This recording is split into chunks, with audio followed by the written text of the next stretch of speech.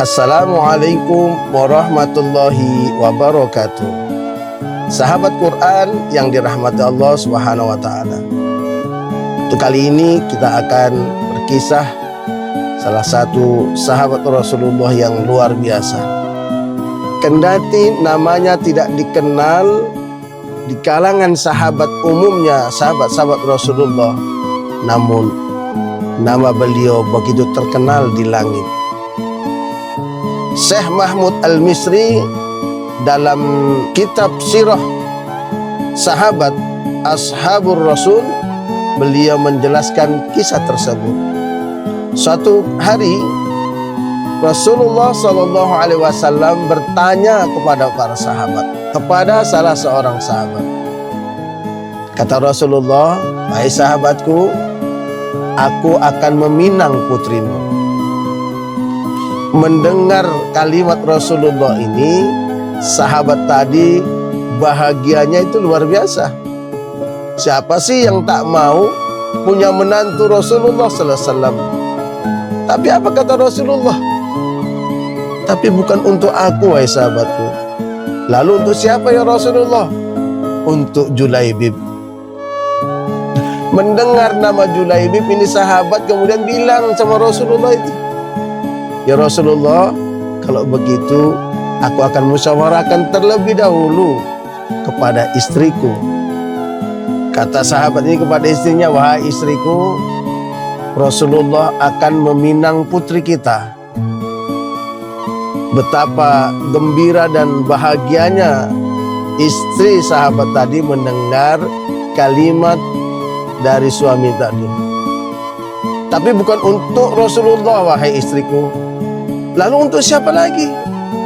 Untuk Julaibib. Mendengar nama Julaibib, istri sahabat tadi pun seakan-akan tidak percaya. Julaibib itu orangnya, ya wajahnya, casingnya lah kalau orang bilang sekarang, ya di bawah rata-rata lah. Tapi mendengar kalimat itu bahwa Rasulullah akan melamar anak mereka dari balik kamar, anak sahabat tadi itu mendengar, apakah ayah dan umi akan menolak pinangan Rasulullah sallallahu alaihi wasallam? Apakah Rasulullah akan menyengsarakan kita?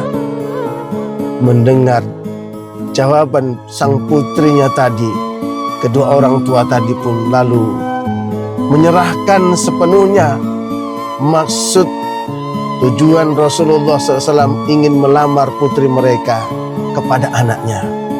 Singkat cerita, menikahlah Julaibib dengan sang putri yang sangat cantik luar biasa tadi. Malam pertama berlangsung. Begitu sedang malam pertama, datanglah seruan dari Rasulullah SAW untuk jihad fi sabilillah. Seketika itu Julaibib yang sedang menikmati malam pertamanya, dia beranjak dari tempat tidurnya, dia mengejar pasukan yang dipimpin langsung oleh Rasulullah SAW menuju ke medan perang. Qadarullah berlakulah kepada sahabat Julaibib tadi. Di saat-saat perang sudah usai, Rasulullah pun mencari ke sana kemari, di mana gerangan jasad Julaibib ini, di mana keberadaan Julaibib tadi. Ditanya oleh sahabat-sahabat, tak ada yang mengetahui satu sama lainnya. Sampai suatu ketika ditanyalah Rasulullah oleh sahabat, "Ya Rasulullah, siapakah yang Anda cari?" "Aku mencari jasad Julaibib." "Adakah yang tahu dari kalian di mana keberadaan Julaibib?" Mereka semua mencari. Akhirnya ditemukanlah jasad Julaibib, yang di sekelilingnya itu ada 7 tentara musuh yang tergeletak. Nah, sahabat Quran yang dirahmati Allah Subhanahu wa Ta'ala, kemudian Rasulullah mengangkat tubuh Julaibib yang berlumuran darah. Langsung Rasulullah mengebumikan, masuk ke dalam liang kubur, menguburkan jasad Julaibib.